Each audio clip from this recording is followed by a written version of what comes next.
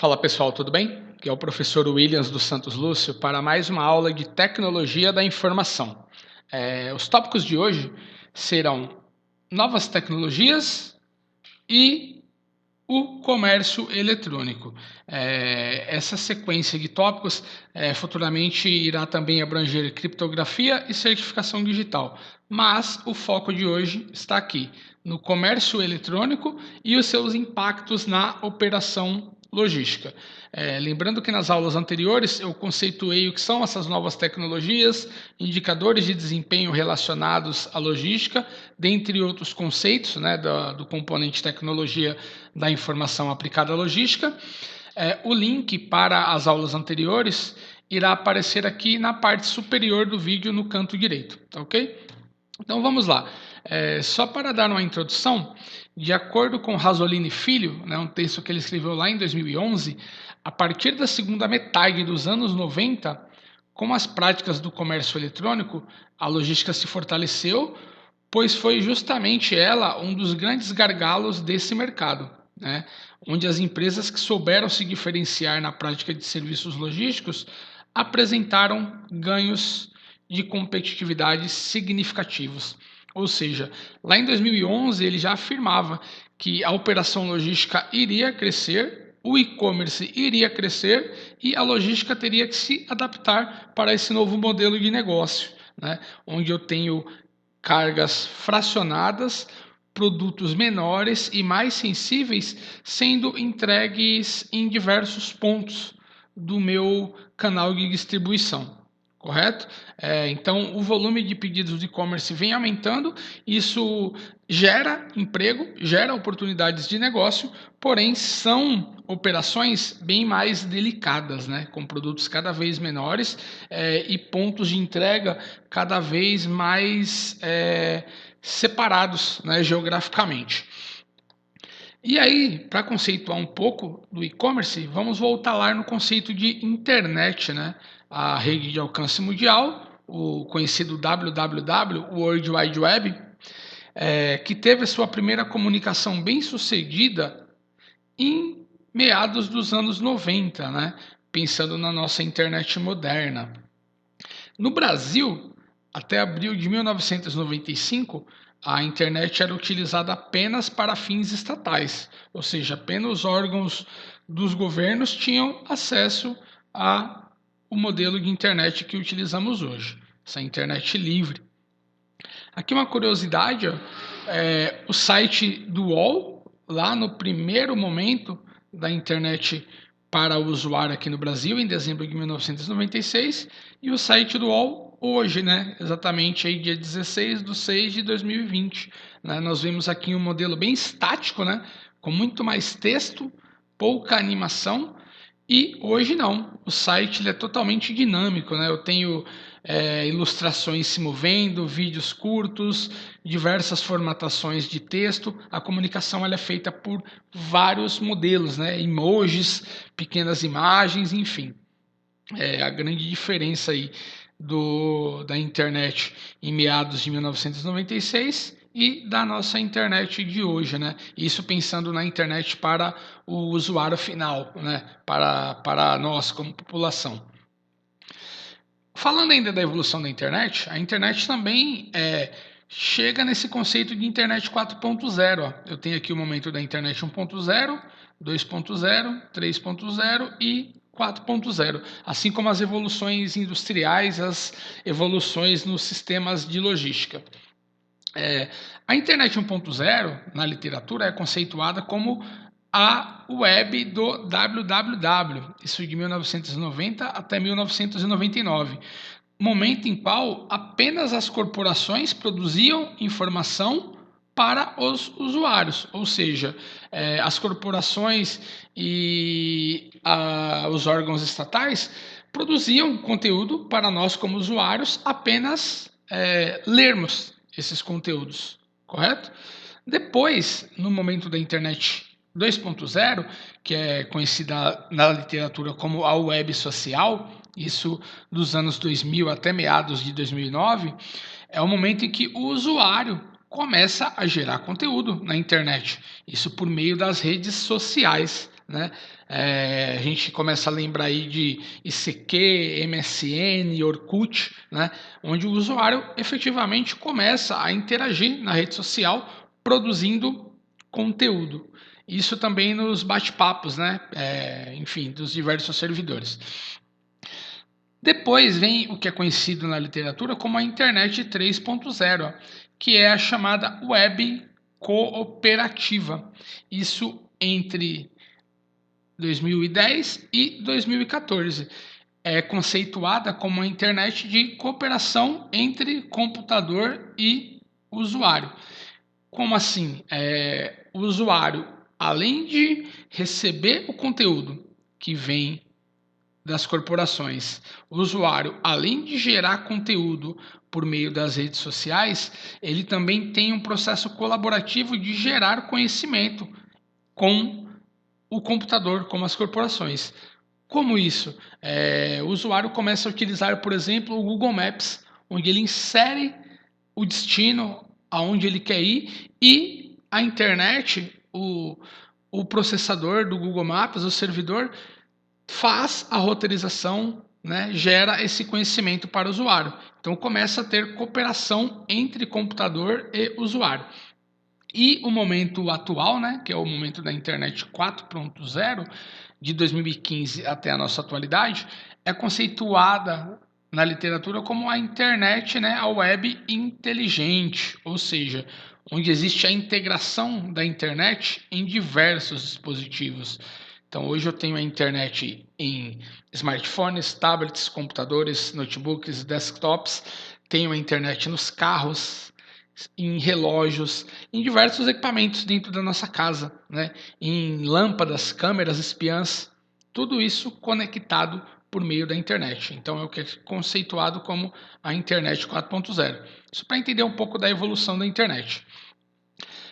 Então, nessa internet 4.0, também conhecida como a internet das coisas, né, nós podemos entender que ela se refere a uma revolução tecnológica que tem como objetivo conectar os itens usados no dia a dia à rede mundial de computadores. Como eu falei anteriormente, cada vez mais surgem eletrodomésticos, meios de transportes, até mesmo tênis, né? Roupas e maçanetas conectadas à internet e a outros dispositivos, como computadores e smartphones. Então, quando você vai em grandes prédios aí, muitas vezes o reconhecimento para a entrada e liberação das portas pode ser por biometria, né? Digital ou facial. Isso conectado à rede de internet que busca saber se aquela pessoa realmente tem acesso àquela localidade. Então falamos hoje dos nativos digitais, né? Essa geração que nasce atualmente pode ser considerada aí como os nativos digitais, né? Já nascem com a internet ao seu lado. Só para a gente entender ainda também um pouco desse contexto da internet, né, de como isso vem evoluindo, eu tenho aqui um mapa com o número de sites por país. Então aqui, ó, conforme o país é mais escuro no mapa, mais sites esse país tem, né? Então aqui eu tenho esse indicador, né, do número de sites e aqui eu coloquei como curiosidade, ó, esse Internet States View. Eu vou abrir ele aqui para vocês verem, ó, como é interessante esse site que eu coloquei aqui, ó. Espera, deixa eu descartar aqui, vamos lá. Eu vou abrir esse site só para vocês entenderem como ele funciona. Tá abrindo, ó. Esse site é um contador de dados na internet, ó. Então aqui eu tenho ao vivo, ó, usuários de internet ativos agora no mundo, número total de sites que estão funcionando nesse momento no mundo, total de e-mails enviados hoje. Aqui, pessoal, os milhares estão divididos por vírgula porque é um site americano, tá? Número de pesquisas do Google hoje, postagens escritas em blogs hoje, número de tweets enviados hoje, certo? Então aqui eu tenho toda essa contagem em tempo real, só para termos ideia da dimensão que a internet ganhou, né, atualmente. Então eu consigo monitorar tudo o que ocorre na internet aqui em poucos segundos. Voltando aqui para o nosso conteúdo,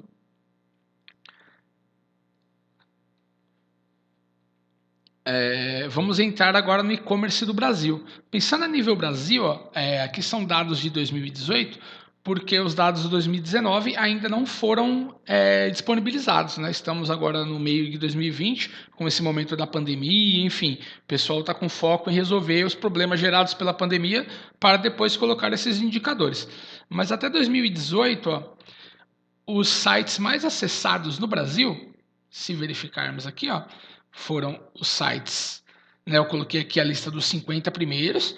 Dentre os 50 primeiros, ó, eu tenho o Mercado Livre, a OLX, a Americanas, o AliExpress, a Amazon, os Correios, né? Se analisarmos aqui, ó, dentre os 50 sites mais acessados no Brasil em 2018, muitos são para a realização de operações de e-commerce, né, de compras por meio da internet, e dentre eles nós temos o Correio, que é um site que faz a maior parte das entregas do e-commerce no Brasil. Isso evidencia a dimensão do e-commerce no país. Entre os 50 principais sites, né, com maior número de acessos no país no ano 2018, vários são desse segmento do e-commerce.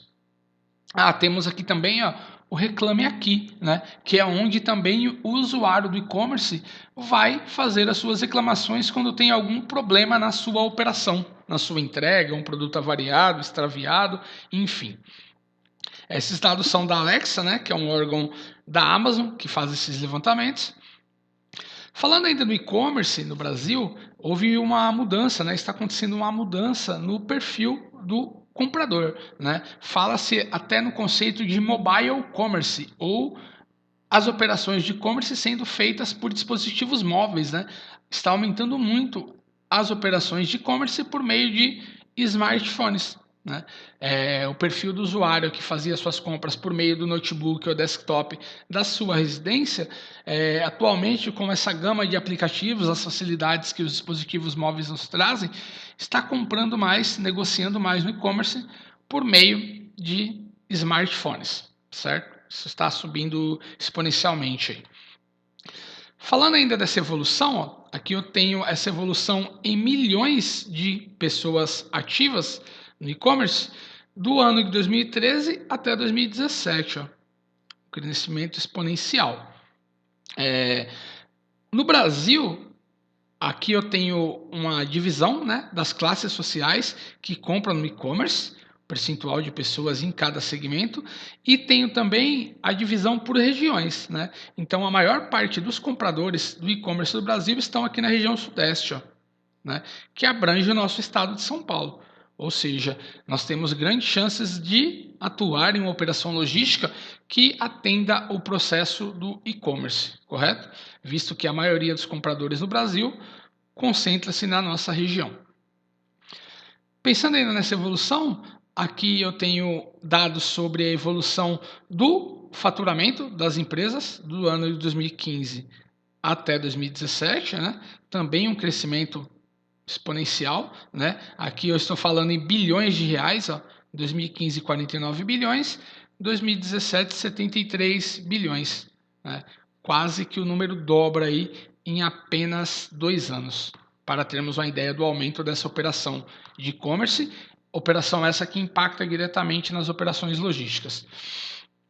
Aqui ainda falando do faturamento das vendas online, isso até o ano de 2018, então faturamento aumentando bastante. Aqui é a evolução do ticket médio, ou seja, quanto cada pessoa, cada cliente ativo costuma gastar no e-commerce anualmente, né? Aqui falando em reais. No ano de 2018, até o primeiro semestre de 2018, uma média de R$ 483 reais em compras no e-commerce por cada usuário.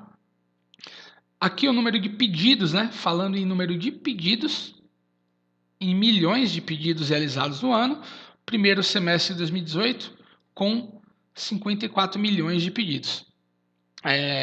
Falando em volume, quais os itens que são mais comprados por meio do e-commerce? Em volume, por incrível que pareça, são os cosméticos, né? Saúde e perfumaria. Em segundo lugar, modas e acessórios, né? Então, como eu falei anteriormente, isso impacta bastante na operação logística, esse modelo de e-commerce, porque uma operação que eu vou realizar, né, uma distribuição urbana em uma região, por exemplo, na zona norte de São Paulo, que tem diversos bairros, nessa operação eu terei muitos produtos pequenos, produtos sensíveis, produtos fracionados, ó. Se observar aqui, ó, né? Saúde, cosmético e perfumaria, moda e acessório. Isso acaba exigindo da minha operação veículos diferenciados, né? Pessoas que vão manusear esses produtos com certas habilidades para fazer o procedimento de forma a que eu não danifique esses produtos, além de um bom sistema de separação de pedidos, correto? Falando agora em volume financeiro, né? Na tela anterior falamos sobre quantidade, agora sobre dinheiro, né? Maior parte, né, o que gera mais dinheiro nessas negociações de e-commerce são os produtos de telefonia e celulares, seguidos dos eletrônicos, né? Então eu tenho aqui os itens que mais geram dinheiro para as operações de e-commerce. Falando aqui na sede dos e-commerces no Brasil, onde temos as maiores operadoras de e-commerce, também estão na região sudeste. Ou seja, nós vimos em algumas telas anteriores que os compradores, a maior parte do volume, 61%, vai para a região sudeste. Consequentemente, as operadoras, as empresas e seus centros de distribuição estão também na região sudeste, né? O que aumenta aí a necessidade de entendermos esse processo, pois futuramente podemos atuar nessa área. Os principais destinos, né? Então, como eu falei anteriormente, 80% do que é negociado no e-commerce brasileiro vai para o estado de São Paulo, certo? 5 principais destinos das vendas. Falar aqui um pouco sobre a logística, né, e o e-commerce,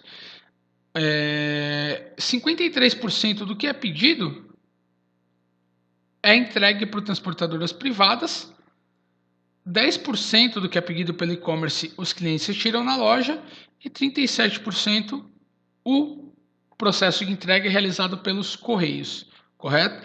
E, pensando em faturamento, as empresas privadas, as transportadoras, ficam com 54%, né, da fatia do dinheiro gerado pelo e-commerce, 13% fica para as lojas que realizam entrega às lojas e 33% vai para os correios. Ou seja, uma fatia do dinheiro para cada uma parte das operações de distribuição.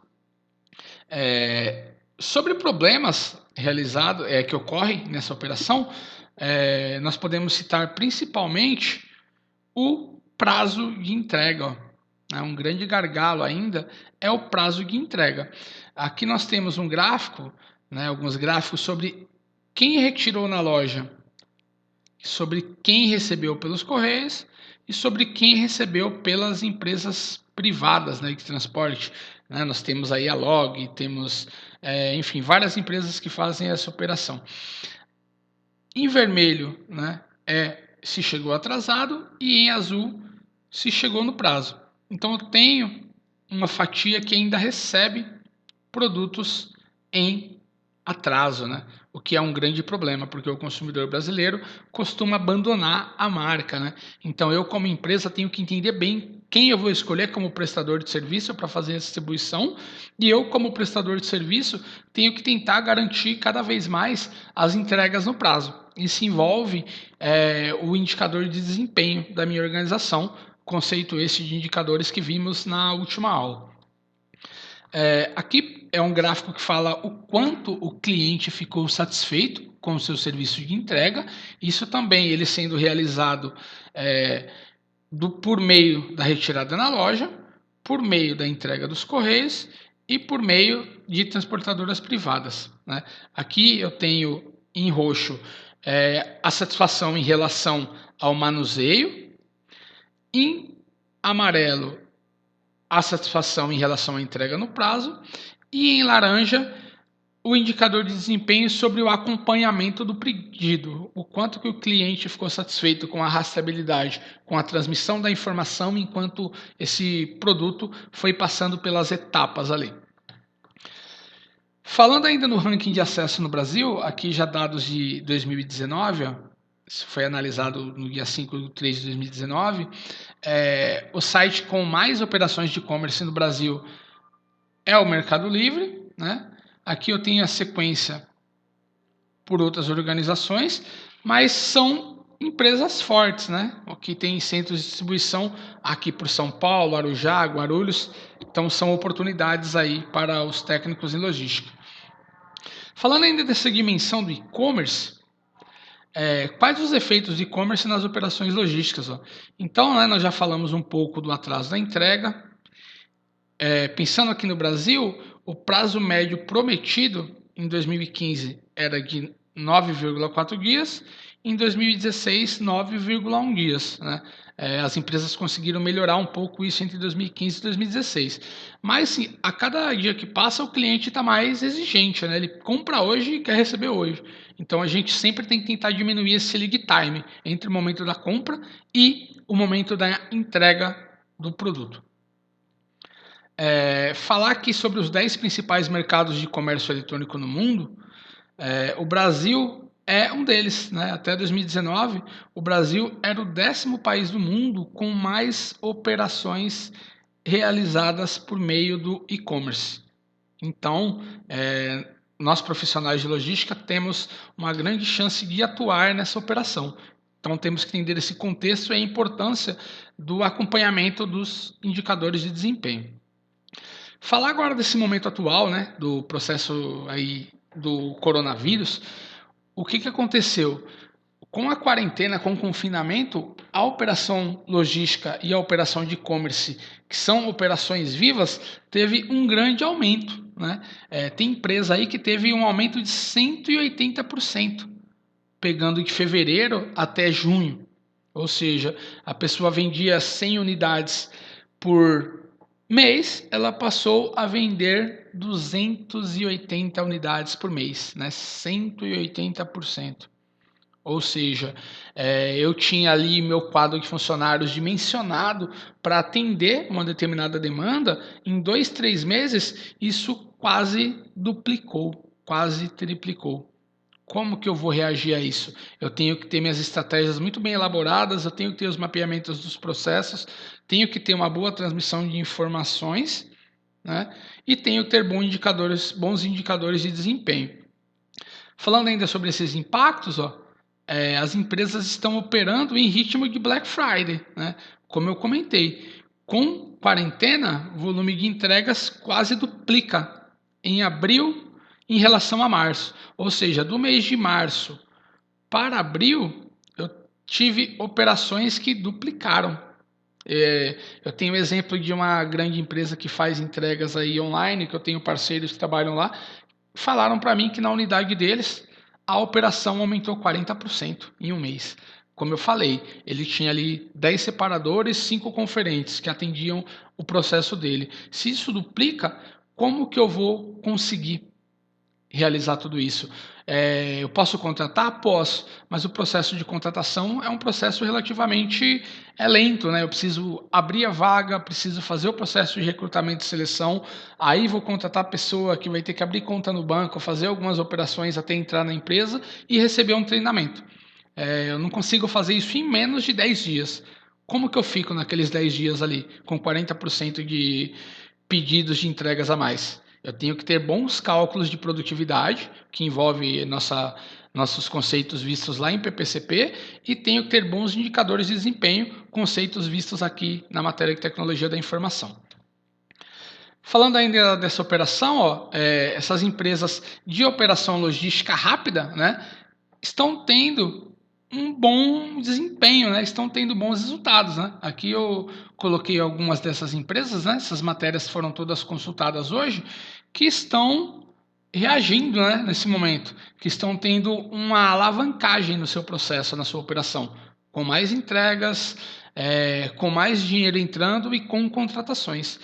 Inversamente, alguns segmentos da economia que estão demitindo, que estão em retração, esses segmentos de entregas rápidas estão em expansão. Né? Cada vez mais as pessoas em casa, confinadas na quarentena, querem ter os seus bens chegando, né? E isso está acontecendo por meio dessa operação logística de entrega rápida. Como eu falei, é uma operação viva, né? Esse número todo dia aumenta, né? Tem uma variação muito grande, muito volátil, muito rápida. E como eu vou solucionar esses problemas aí de operação? Falando ainda do e-commerce, lá nos Estados Unidos nós temos os Amazon Lockers, que são armários da Amazon, armários esses que ficam em diversos pontos, shoppings, hotéis, grandes avenidas, que recebem as cargas que vêm do centro de distribuição, ou seja, o veículo da Amazon não vai entregar porta a porta para cada pessoa. O veículo vai até um locker, né, um armário desses, descarrega ali os produtos comprados por pessoas daquela região que colocam como endereço de entrega o locker, o armário. Ou seja, a pessoa não fica em casa, ela mora sozinha. No trajeto do trabalho dela, tem um armário desse, um locker. A entrega é colocada no locker, a pessoa recebe uma mensagem, um e-mail com o código, se aproxima aqui do locker com esse código, o locker faz a leitura do código e abre aqui, ó, a gaveta onde está a entrega desse cliente. Né? Isso é uma solução para o e-commerce que otimiza o processo de distribuição, reduz o número de veículos circulando na região, reduz o custo de combustível, reduz a emissão de poluentes e facilita a vida do comprador, né? Que de repente não tem como receber na casa dele, porque trabalha, estuda, não pode receber na empresa, né? Não vai misturar as questões pessoais com as profissionais, e coloca a entrega para ser realizada em um locker ali no trajeto do seu trabalho, certo? Eu vou deixar alguns vídeos sobre isso na descrição do vídeo para quem quiser ver esse processo acontecendo, para não alongar muito esse vídeo. Outra solução para essas operações, né, de e-commerce é veículos autônomos. Né? Eu tenho veículos que são autoguiados, que realizam as operações de entrega com mais exatidão, seguindo a rota parametrizada pelos softwares de roteirização, reduzindo também tempo de deslocamento, custo com combustível, custo com manutenção dos equipamentos, né? Então, custo com poluição do meio ambiente, né? Redução de poluição. Então, é também uma solução para otimizar as operações logísticas geradas pelo e-commerce e nesse momento de pandemia, né? Com o aumento do volume. Entregas por drone, né? Isso também é muito comum, né, em países europeus e também nos Estados Unidos. Pequenos volumes, produtos de pequeno porte, sendo entregues por drone. Né? Também deixarei um vídeo sobre esse conceito na descrição, mas aqui no Brasil também já temos algumas operações, principalmente de fast food, pizzas, hambúrgueres, lanches, né? Produtos que são comprados por meio do e-commerce e a entrega é feita por meio de um drone. Isso também otimiza a minha operação, reduz o meu custo com veículos de grande porte, com combustível, com acidentes de trabalho e também nesse momento de pandemia evita esse contato, né, a transmissão do vírus, reduz esse contato, certo? Outra solução para otimizar essa operação do e-commerce, isso dentro dos centros de distribuição, das unidades aí de separação de pedidos, é a realidade aumentada, ou seja, o separador, a pessoa que faz a operação de preparação das cargas, trabalha ali com os dispositivos, por exemplo, um smartphone, que tem realidade aumentada. No momento dele fazer a separação das cargas, aqui no smartphone aparece o posicionamento, onde estão os materiais que ele deve separar. Né? Ele já faz a leitura do código do material com esse próprio smartphone, a informação já vai para o software de gestão do armazém, que já começa a gerar o conhecimento, a gerar as notas, a fazer todo o processo de cubagem da carga para distribuir essa carga na maior velocidade. Isso reduz o lead time, né, do momento que a pessoa compra e que ela recebe o produto, melhorando aí o prazo de entrega das mercadorias. Então, realidade aumentada. Mais uma possível solução para o processo logístico dentro da operação de e-commerce no Brasil é a inteligência artificial. né? Cada vez mais dentro dos armazéns eu tenho veículos autoguiados, né? Veículos que fazem essa operação intuitivamente, dando mais segurança dentro da operação, aumentando a velocidade, o fluxo e a constância das operações, sem pausas, sem perdas não planejadas, né? O equipamento não para de trabalhar, ele tem uma produtividade muito alta, né, dentro do contexto de armazéns. Isso por meio de diversos equipamentos, né, que eu coloquei como exemplo os robôs Kiva da Amazon, mas nós temos vários outros modelos de inteligência artificial aplicada dentro do processo logístico. Isso também melhora o meu fluxo dentro do armazém, reduz o lead time entre o momento em que a pessoa compra o produto por meio do e-commerce e o momento em que ela vai receber esse produto. Correto? Então, eu tenho essas possíveis soluções para melhorar o processo de logística dentro do e-commerce brasileiro, tendo que entender o seguinte: a operação do e-commerce e a operação logística são operações vivas, né? A cada momento esse número de compras pode aumentar ou diminuir, o prazo de entrega pode aumentar ou diminuir e a exigência do cliente tende sempre a aumentar.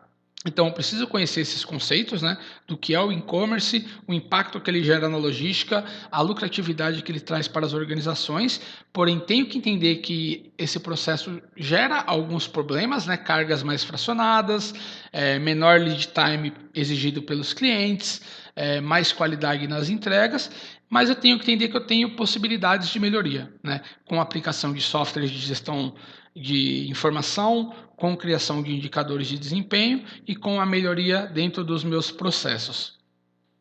Peço que as dúvidas sobre os conceitos sejam colocadas aí nos comentários. Aqui são as principais referências para o desenvolvimento do material. Agradeço a participação de todos. Peço que quem gostou que se inscreva no canal, né? Que clique lá no sininho de notificações e curta, comenta, faça o seu comentário e compartilhe.